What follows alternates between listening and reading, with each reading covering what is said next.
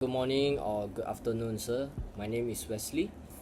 So our group member have Ashton, Yong, Hern, Victor, Dominic, and Kaung, Khant. Okay, so our code first step is to make sure the data file is exit. Then we'll jump to the second step. We'll start to file check. If the file is not exit, we'll create a new file. Then it will display the file was created. Otherwise, it will print file already exit, then continue. Hi, my name is Victor and I'm going to explain the add student function part. Its purpose is to allow the user to add a new student to the system. The first line starts with the keyword def, which is short for define, and it is used to create a function in Python, allowing the code inside the function to be reused whenever the function is called. The name of the function is add_student.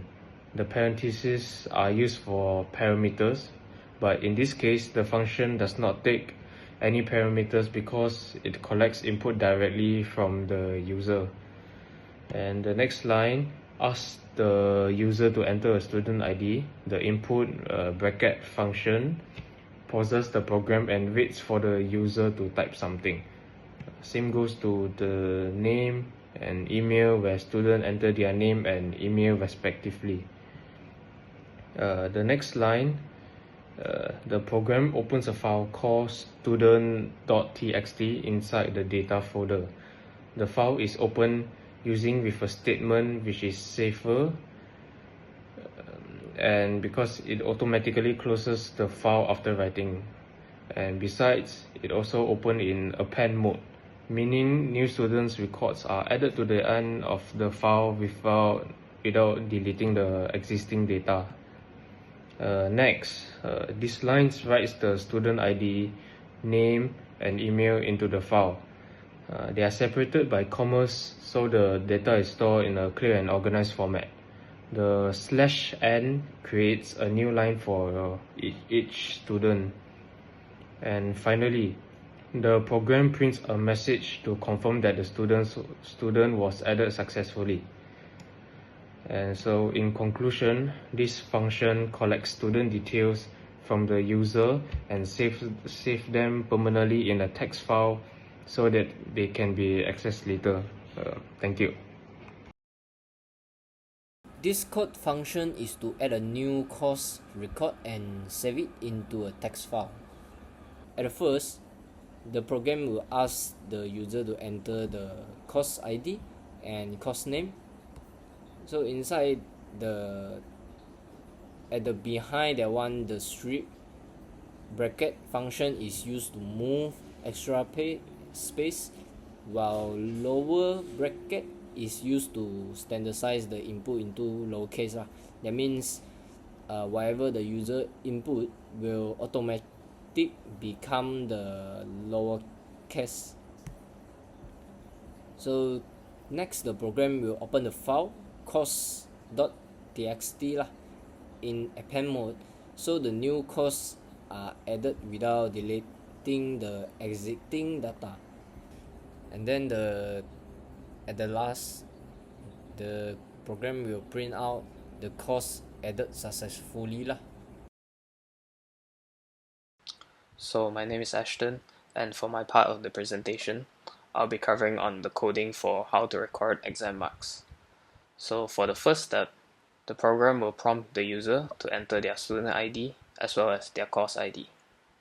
For the second step, the program will prompt the user to enter their marks and also ensure that it is a valid input. For example, the marks must be numbers only.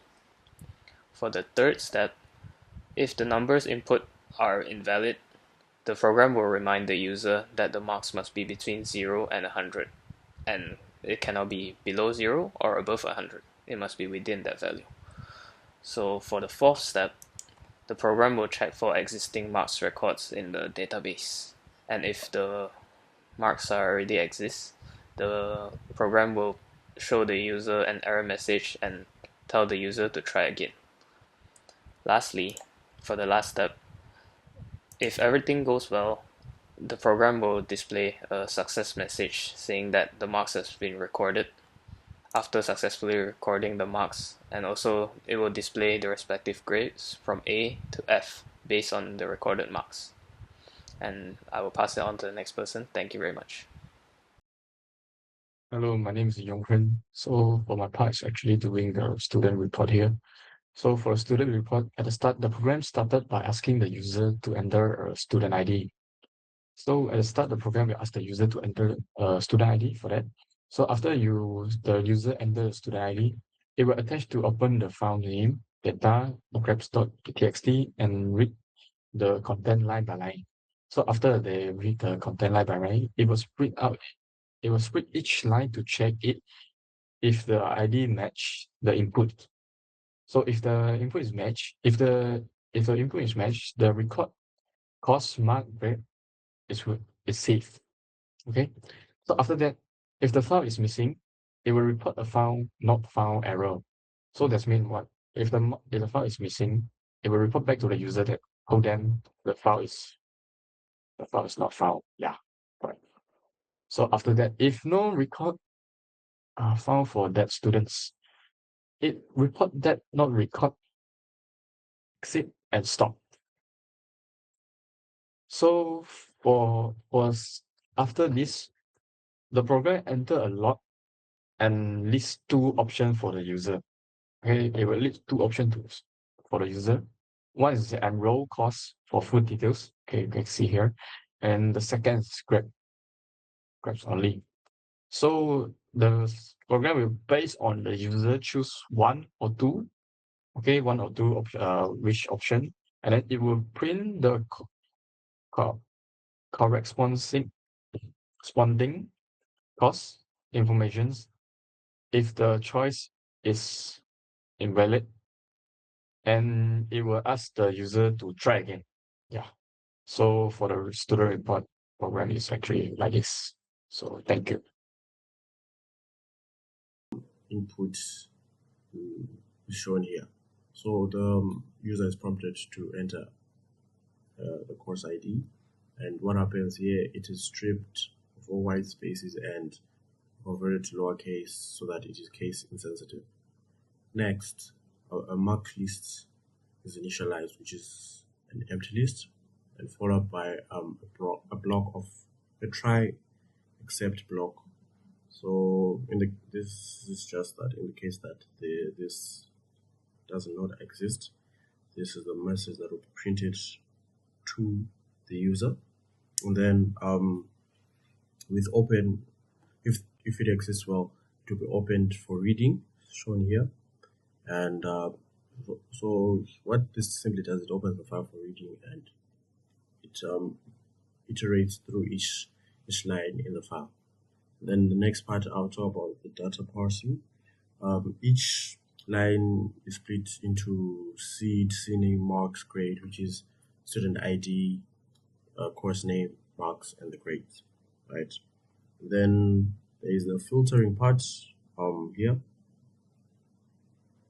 So here it just checks if course name matches the user's input up here. This part I've talked about it. So I'll talk. No, I skipped the appending part. The appending of data, matching records are appended to the mark list.